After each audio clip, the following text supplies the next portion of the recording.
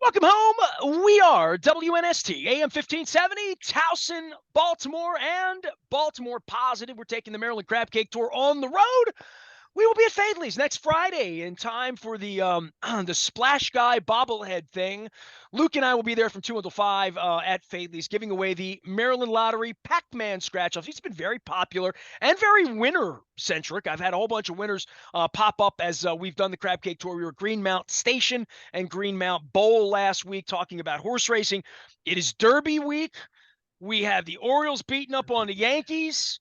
We've got springing and 80 degrees outside and all of that. My 25th anniversary documentary is out. And just in time for Father's Day, because your father probably needs some financial advice, we welcome Leonard Raskin back onto the program, our defending champion for all things finance and the American dream. When I left him last week, I asked, this is how honest Leonard is. I asked him last week, do you really think the Capitals have a chance? And even though he was wearing his Ovechkin jersey, he said, no. And a No. week later, here we are. And, I know you don't Swept bet out. on sports, but you could have No. bet on that, Yeah, I'm not a bettor. You're right. They were swept out of town with a, dare I say, lackluster effort all over the ice. Bad on the power play, bad on the penalty kill, bad 5-on-5.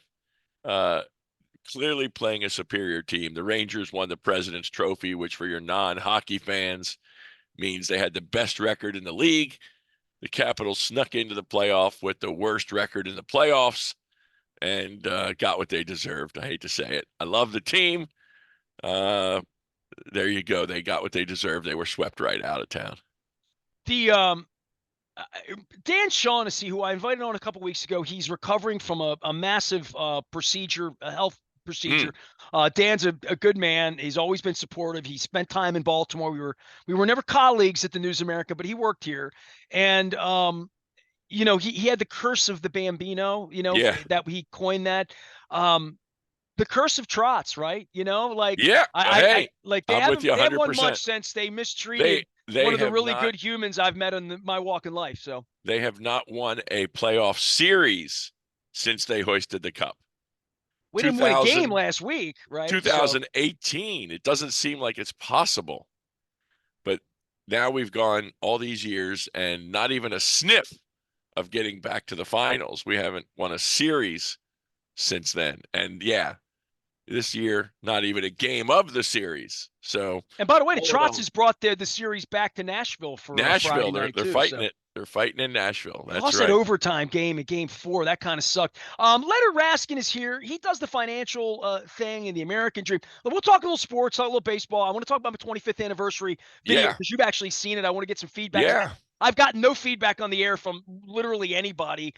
Luke was so overworked over the weekend with the draft and stuff that he didn't even watch it. So my wife hasn't watched it yet because she was on vacation hiking somewhere in Georgia all last week. So I'll get to that. But you have a book signing coming up next Yes, week. sir. You have a book Yes, called sir. Fiduci-Who, and I always sort of, have to begin with, let's Google a fiduciary. What exactly is a fiduciary? It's a person who looks out for my money and does it with the responsibility that you'd want someone who's an expert to have, right? That's basically what a Yeah. fiduciary is, right? Fiduciary means you have a responsibility to someone to act on their best interest, on their behalf. So if you are a trustee of a trust, you are a fiduciary for the beneficiaries, which means you must act with the money in that trust in the best interest of the beneficiaries.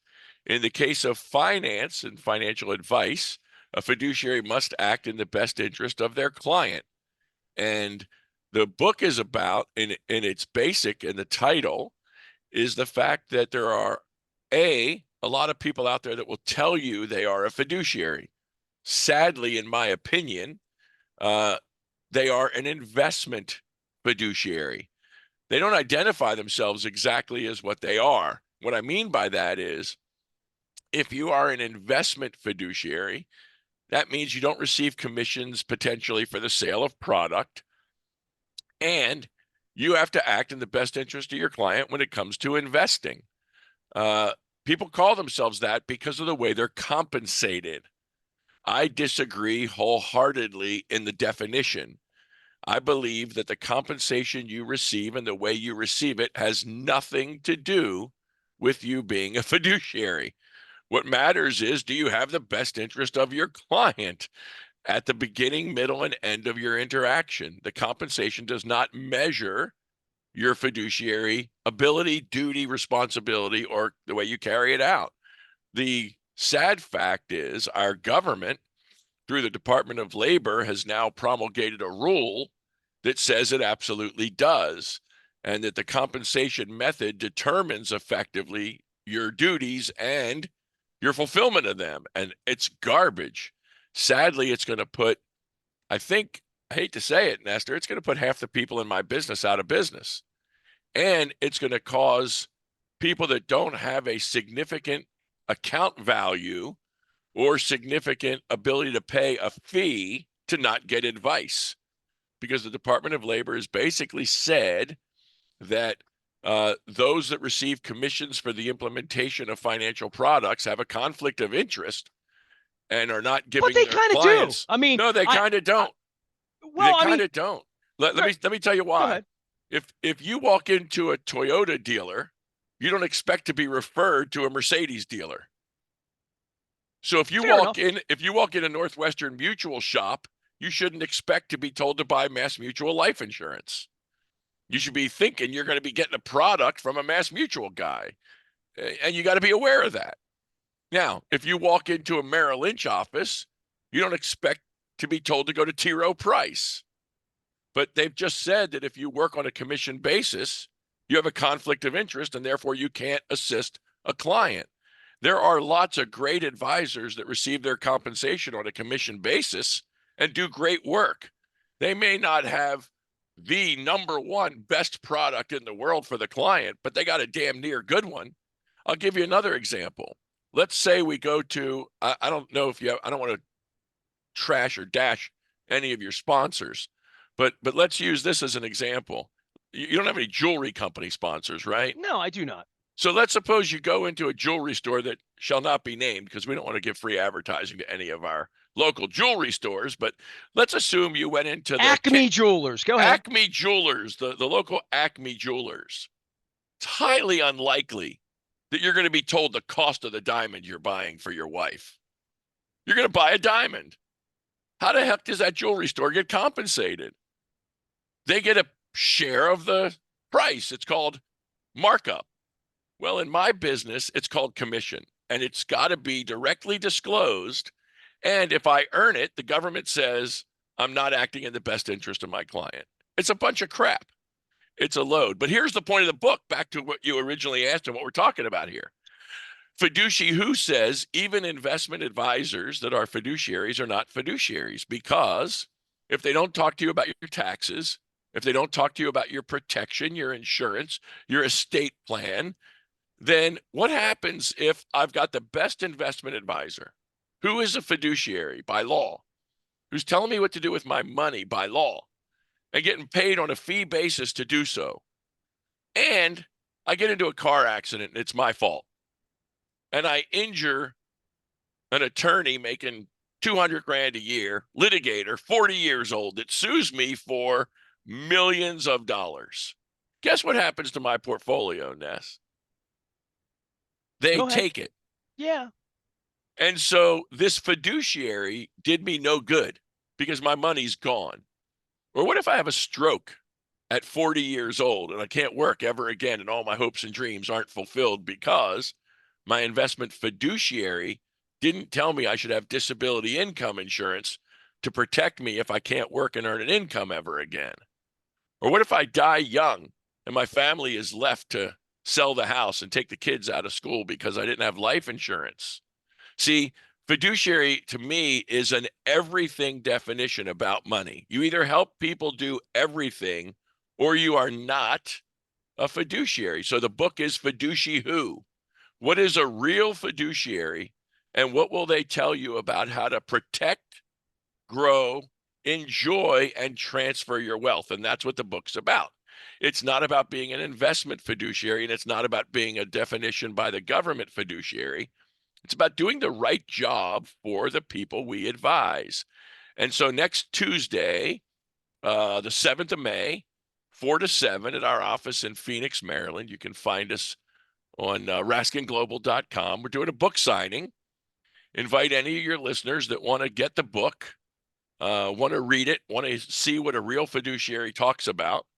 Come on out, have some grub, have a drink, meet me, get a book signed, and let's help people do the right thing with their money, not just the partial right thing or the government mandated right thing, because it's a bunch of garbage that what's going on out there. And sadly, as I say, consumers are going to be hurt because the government's now mandated a method of compensation and liability, most importantly, liability against the advisor who doesn't act this way.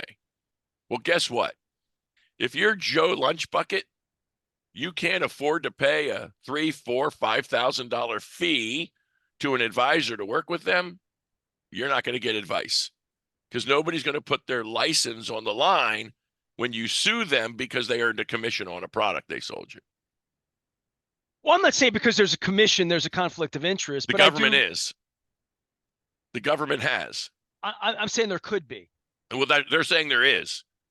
They're not saying could be. They're saying there is a blatant conflict. As a matter of fact, Joe Biden called financial commissions junk fees, right up there with a luggage cost for your airline. He said this is a junk fee that the consumer can't afford to pay. It's tragic. There were lobbyists in the industry that wanted this rule, and the Department of Labor passed it under Obama. Trump shut it down. Biden brought it back stronger, raging, worse. And it's going to destroy middle America that they say they hope to help by this regulation. It's really bad, really bad. People have such a hard time on who to trust. And you mentioned fiduciary. Everybody's their own fiduciary until they're not, right? And you're not only your own fiduciary. My mother was 98 years old when she died, right? So I'm trying to look after her. My mother wasn't the most honest person. I have a stepbrother who, existed in money. And like, there's a point where like somebody, and I'm proud of my son. My son's 40 years old and he's very conscientious, but, and for me, I was always, as you learned from the documentary, I was always putting my money back into the business, back into growing the business, back, quite frankly, I hope that you caught on into people. Yes. I mean, I made payrolls and I paid people Absolutely to help me grow my business that, quite frankly, in the end was foolish. Like now that I measure it as to where it was and what I could have done with that money. But I was the fiduciary for partners, Brian Billick, you can go through all of this, that said, I have to make decisions with money that are in the best interest of the business. And some people think when you run the business, it's what's in Nestor's, but no, it's about it. Because without it, and Steve Bisciotti always taught me that before he stopped talking to me and ran from me, it has to sustain itself. It has to be a going concern. The business has to work. The business has to work. But so does the family budget. Right? That's right. The business has to work for the shareholders. So you had an obligation as a fiduciary. You weren't just to earn on-air talent. You had a duty to benefit the shareholders. And you have to do that at the same time. Actually, I had a duty to pay the bank back for the most part. Well, that's absolutely true too. Literally, that's absolutely the that's case. The thing that kept me more awake at night than anything else was banks got to get paid. Wells Fargo has to get paid. The note has to get paid. I mean, that's a lot of stress. Life, right? That's financial stress. And in fact, what we talk to business owners about, just to put a icing on that cake, if you will, the buggy whip guy thought he had to make a better and better buggy whip till that Model T toddled down the road. And Blockbuster franchises thought they had to get those videos back by 10 rewound because it took so long to rewind a video if you didn't rewind it. That's a chunk fee. There you go. And they put a lot of money back into opening a second and a third Blockbuster until Netflix came along, and they're gone. So the fact is, as a business owner, you have to keep an eye on the business, no doubt, but you must be your personal family fiduciary, meaning you have the best interest of your family first. And if you don't, when the Model T comes down or Netflix comes down, you find out quickly that your business with all its value is worthless. Oh yeah, I own an AM radio station, and 40 years into this. So you saw the documentary. What I did. I don't know where you came into my life. Like, you say to me, we've talked Whiskey Joes before, so Yeah. I feel like you Yeah. were listening to I Nasty was there. Nestor at the turn of the century. But I was Absolutely. already 10 years on the radio then, right? Like, Right. so we had already gone through 5 years of not having a Right. football team, and I mean, I come at this, and I don't think people even know, or maybe you even knew of that I wrote the lead story in the newspaper 6 different times. I was the lead story of the sports section dozens of times Had over no idea. 8 years. Had Yeah. no idea. I Didn't wasn't a know. Cub reporter, just, Yeah. Didn't covering know. the high Didn't school know girls how you softball game, which I did didn't that know too. how you came to do all the concert stuff you do and did. Had no idea you had interviewed and sat with all these phenomenal rock stars. Uh, didn't know your family story. Look, we've worked together for a while, and I had no idea of the story of your family, your parents, your son. Uh, it was I'm so heartened that I did this just talking to you about it, because I've had yeah, people write me. I had my old school teacher, Joyce Bucci, call me in tears, like, after watching it. And she's like, it was the most beautiful thing. Keith Brewer, who narrated it and just read yeah, basically what Greg put together with me with the script. And he sent me a text. He said, that was a beautiful story. And I'm like, that means a lot to me. But more than that, I swore, other than my son, literally other than my son and maybe a handful of people, would there will be parts of it, large parts of it, that you don't know about me. right. And the fact is, here's the thing: people in your world. So in my world, I'll tell you this: we haven't sent it out yet, just because I've been so stupidly busy with busy. But there are people in my life that are clients that have become best great friends over the years. And these people, you and I talk about it all the time. These people have been with me since before I was married. Many of them since before my son was born. They went through we're going to find a college, university for him to go to. And now graduation.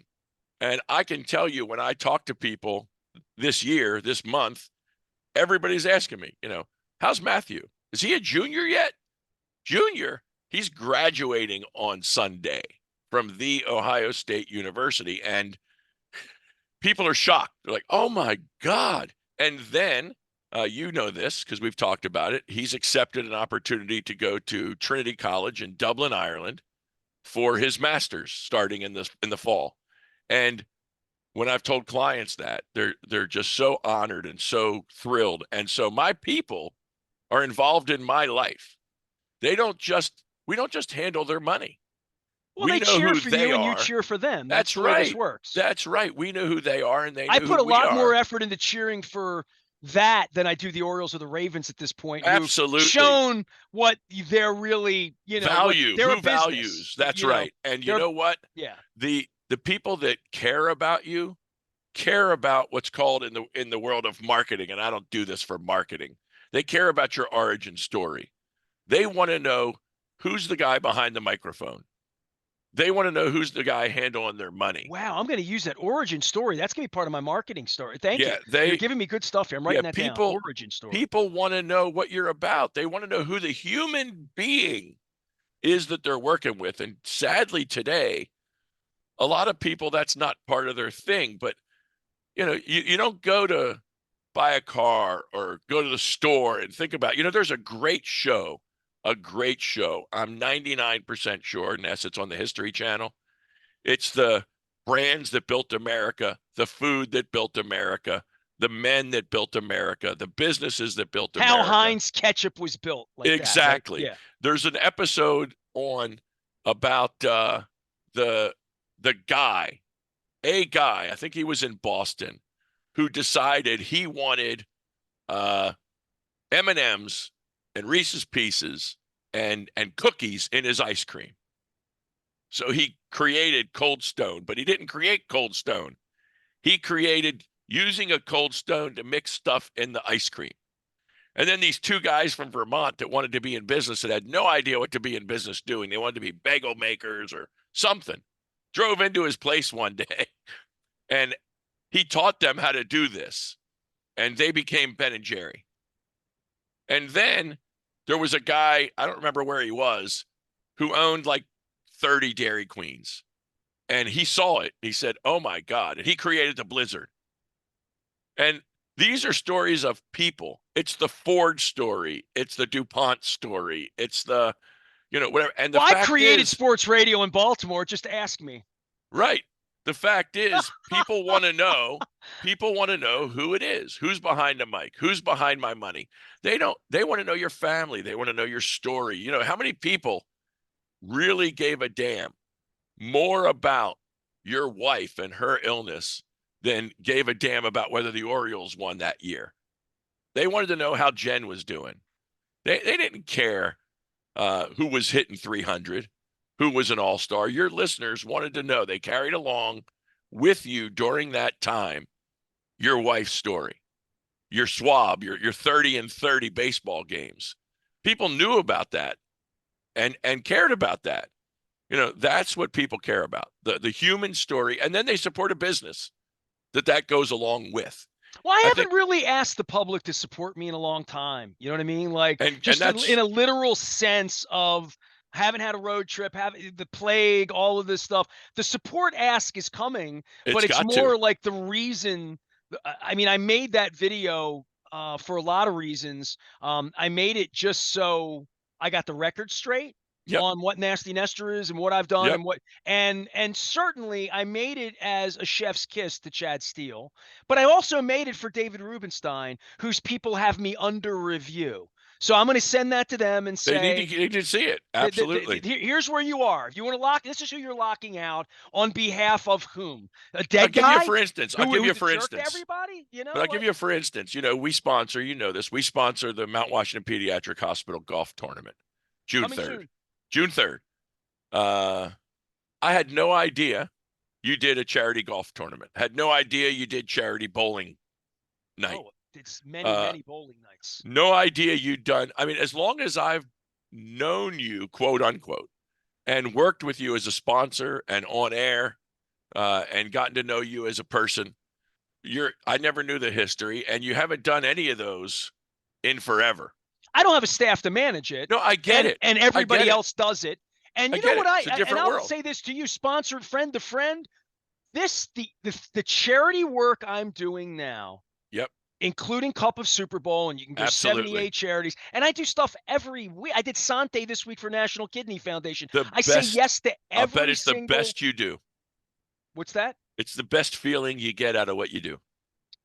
It is. But it's a fabric of who I am. I didn't start doing this last week. I've been doing this for 35 years this way. And you're just doing it different now. I'm doing it different now. And what I do now is I say to all of them, I will MC any event. Yep. I will come to your golf tournament, same as you. I will promote it in a segment, but a few things I won't do. I won't sit on your board. I won't come to board meetings. I cannot be involved. I get asked all the time to run for Man of the Year. LLS is always, they want me to run for Man of the Year. It's now called Visionary of the Year. Whatever. And I said, I just can't lobby full time. I did this with There Goes My Hero with my wife. I did this with Ed Block. It didn't lead to disappointment. It just almost bankrupted me. And as a guy who runs my money, I've almost been broke twice too. And I didn't put that in the video, and I could have, and it would be in the longer form. I did enough. 36 minutes of me was plenty. Yeah. But the Bill Murray stuff was great. But I would say, I say to all of them, the most important thing, and this is a Steve Bisciottiism, the most important thing I can do is sustain the business. So next year I'm here to promote Sante again. And there's only so much I can do, but the thing I have the most of is this. I have me, I have the voice, I have the video, I have 100,000 people that follow me, despite what Jerry Coleman might think. And I can promote what you're doing, and that's the strongest thing I can do, as opposed to taking 4 months of my life, begging everyone I know to buy a foursome in my golf tournament, to go out and do it, and it might rain, and because I've done it all. I've done it all. I'm going to help you. All I'm saying is I didn't know. I'm going to help 100 people do it this year. I'm going to help every black tie event, every blue jeans tuxedo ball, every Almond Fund, every Zacking Against every charity I can do. Yep. My goal, and this is my Bono, is to shine the light on it. You know what I There you mean? go. Just to bring the light in on what people are doing. And that is what I feel like my gift can be And right now. you're right Not on to be on target. John Buren's news No, report with the no. Hooters girls or Right, whatever, you know? right. So No, and look, you've evolved, and now what you find is where is my highest and best use, and that's the beauty of it. well, there's only one of me. That's the beauty of it is your highest and best use is how you've now determined to make that happen, and it's a great opportunity to help a great city become greater and get the message out there, and that's what Baltimore Positive is. And as I watched it, I said, oh, here's an Now you know evolution. what it is. I was Yeah, trying to there's explain an to people. evolution of from and to. And I remember the short spiky blonde hair. He was attractive, wasn't he? That guy He was some guy. He was some guy. He was something. And I think the parts that I love the most about the documentary was unearthing the fact that here's George Bush throwing out a first pitch and Michael Jordan in New York, and I'm covering the World Series right, where I'm under review by right. Greg Bader and TJ Brightman as to whether Thursday I should be allowed in the media when my Caucasian employees sitting in the press box. There's no Hispanic media members in this marketplace, and they're making me drink from a different water fountain, Mr. Rubenstein. So this needs to change. Yeah, and so he needs to know the man. He needs to know the person. You need to have somehow there's got to be conversation that's not angry and not vindictive of the past. You just let it all go. I have nothing against Mr. Rubenstein. No. I'm talking about the Orioles in general, and it's time I'm for going to them. the game Thursday. I'm talking about them and you. It's time to have a sit down 1-to-1 or whatever. You don't need to defend a thesis. You think I haven't offered that, Leonard? No, I'm saying I know. I'm the grown up here. You don't Greg have to Bader's defend a not thesis. A grown up. Right, TJ Brightman is not a grown up. Nonsense. It's time to sit down and bring you back in the fold and what about have you Sashi promote. Brown and Chad? You want to sit with them too? You want to act as my fiduciary? If I want to call them and represent me and see how they treat you? To sit down, if I could get them to sit down and have a conversation, I'd do it. They don't know me from bonds. They don't care to know you. They don't care to know me. That's the problem. Well, that they gotta fundamentally is the problem that Greg Bader has never sat in a room with me. I told Rubenstein's guy that. I said, these people have never communicated with me. I've never told them to go F themselves. I've never done anything other than spoke on the radio about how they've treated me. Yeah. And you can ask them how they've treated me. I know how I've treated them. I've applied for a press credential and I've been denied. Yep. Without reason or cause or justification. And I have to then go out to sponsors, friends, the community, sit at the bar at Costas, and have people ask me why they allow my Caucasian employee access and don't allow me. And why last Friday night, Luke had to literally leave the stadium, the Jackson Holiday, they sent him down. He had to leave the stadium and go to the football facility where they won't let me in to do the draft, to eat cheese balls. Apparently they were delicious. And Friday night, we did not have anyone covering the Orioles game because the WNST seat sits empty because the Hispanic guy with the ponytail who spoke truth about the creep that owned the team before, our seat sits empty. So that's the reality I live in. So I made the film to let people know. No, it's great. I'm not some jackwagon bartender. This is what I've done my whole life. Right. And this is what they're restricting me for doing. Just show up on the scene and say you're a reporter and now they should let you in. And this is where Eric DeCosta and John Harbaugh and Steve, they all know better. Of course. They're doing wrong because they have the power and the money to do wrong.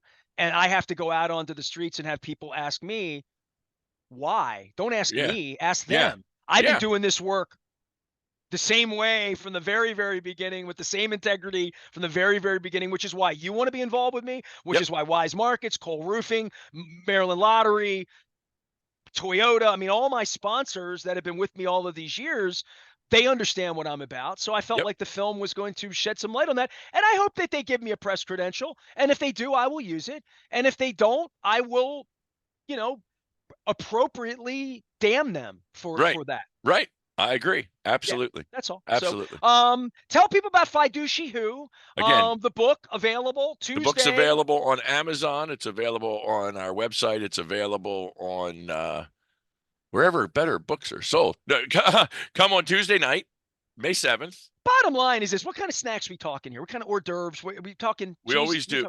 We always do good food.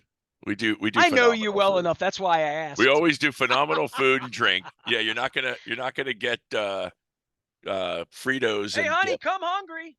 You're Sorry. not Yeah, you're not gonna get Fritos and dip at Raskin Global. No, we have good food. Give us a ring. Send us an email. I'm sending Luke over. His bar There is you really go. low with these cheese balls that Chad Steele fed him last Thursday and Friday. Send us an email. Let us know you're going to drop by. The caterer likes to know how much food we need. And or just stop by 4 to 7, open house, walk in, get a signed book, ask me questions, I'm and looking for a little Cabernet Sauvignon. there you go. I Yeah. think it's on the I think it's on the bar. All right. A little limoncello in the freezer, Good. and we're ready to go. Oh, see, you'll buy you with food and sell, you'll sell your soul to the Fiduci-Who. Leonard Raskin looks after my dough. He looks after a lot of folks, though. I've been to his many events of all sorts of walks of life that come to Leonard Raskin and Raskin Global. He's out on the front of Baltimore Positive. Don't look for him at a hockey game because he's given up on hockey and his kid's graduating this weekend. And hey, the Orioles will still be here next week. They're in Yes, indeed. Cincinnati this weekend, so they're going to Ohio as well. Yes. Next Friday, we are going to be down at Fadley's, Lexington Market. You haven't been to the new Fadley's. They're having the I grand have opening. not. I have Mr. not. Bill's doing a little better. He had some health issues. I had Damian last week, but I'm 2 times. So we're going to be there next Friday for the Diamondbacks. They're having their grand opening the night before, and that's a private event. So some folks are coming out for that as well. And then they're also doing the crab races on the 16th. And my crab did so poorly last year against BJ Suroff. They've relegated me now. I'm now the MC. They're not even giving me a crab. You don't get to go race. down to the, what is it, the lower level, like you're relegated in soccer, right? You get to go to the lower league. Look, anybody that confuses me with a broadcaster at this point after 40 years, I'll accept I'll accept the role of being the master of ceremonies There you for go. the Lexington Market Crab Derby races Awesome. on the Before 16th. Before the Preakness.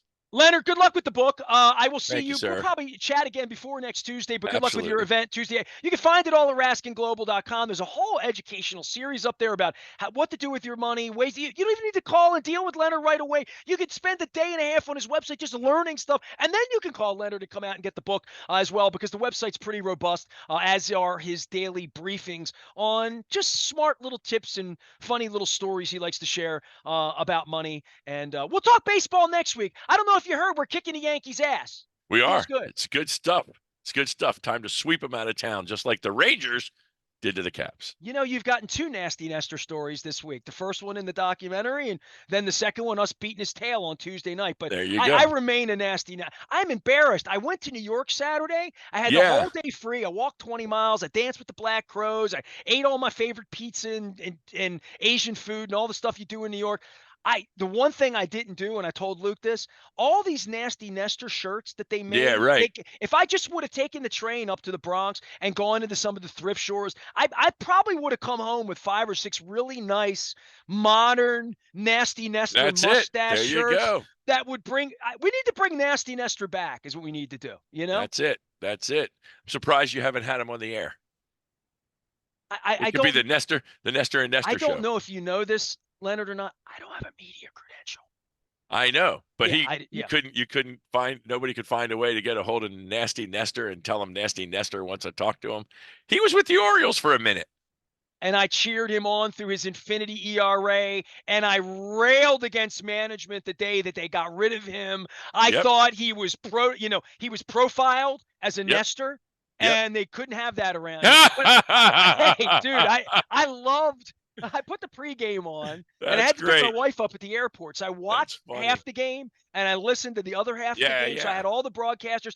I got to hear every single broadcaster say my name out loud. And I tell you, Melanie just kept saying Nasty Nestor, Nasty. And every time he towed the rubber, Brett Hollander called him Nestor, not Cortez. They could have just chosen to never use his first name. They all said his first name. And every time I hear somebody say that name, as I pointed out in the 25th anniversary documentary, I go a little like That's weird. That's weird.